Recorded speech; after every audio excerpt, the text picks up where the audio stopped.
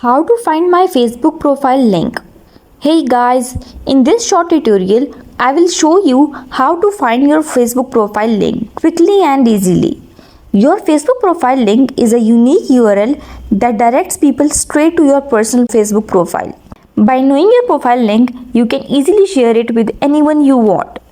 To get started, open up the Facebook app.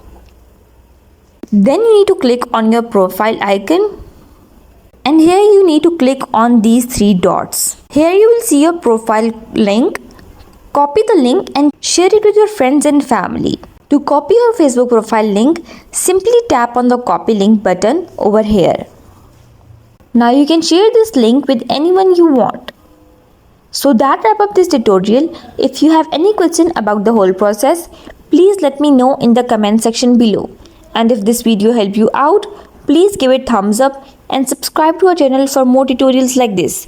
Thank you for watching this video.